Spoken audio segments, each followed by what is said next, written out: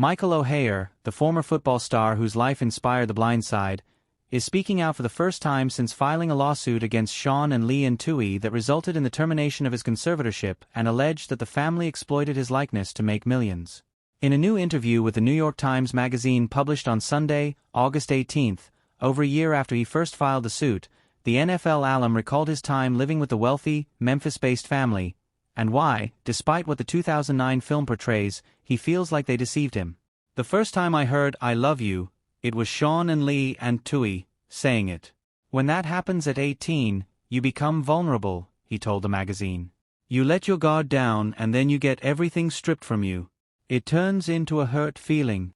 After a brief pause, he continued, "I don't want to make this about race, but what I found out was that nobody says, 'I love you' more than coaches and white people. When black people say it, they mean it."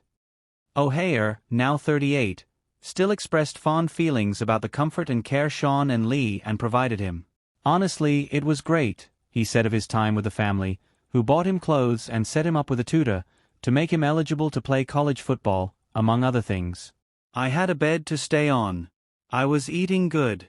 They got me a truck," he added of his time with Sean, Leigh and their two kids. However, The Blind Side, Oher said, gave him an entirely new, and very public, identity that did not accurately reflect who he was as an athlete or person. While he focused on football, Sean and Leigh aided the creation of the movie, which began as a book by Michael Lewis, using their narrative, Oher said, also detailing how his portrayal came off as inaccurate. Reflecting on the release of The Blind Side, which coincided with the beginning of his NFL career, Oher told the New York Times Magazine, "That's my heartbreak right there. It was as soon as I got there, I was defined." Oher did not attend the film's premiere, but was persuaded to watch it about a month after its release. "It's hard to describe my reaction.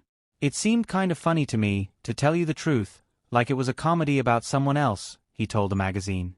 "It didn't register." The biggest difference between the movie's character and the real-life Oher, according to the athlete? It underplayed his intelligence to such a degree that it left his new co-workers questioning his capabilities. "The NFL people were wondering if I could read a playbook," he said. Recalling how social media was just starting to grow at the time of the film's release, Oher added, "I started seeing stuff that I'm dumb. I'm stupid. Every article about me mentioned The Blind Side, like it was part of my name." Elsewhere in his chat with the New York Times Magazine, which the Tuohy family refused to comment on, Oher also claimed that his lawsuit against them was not about money, although he alleged in the August 14 filing that Sean, Leigh and their two children collectively received millions of dollars and Michael received nothing for his rights to The Blind Side.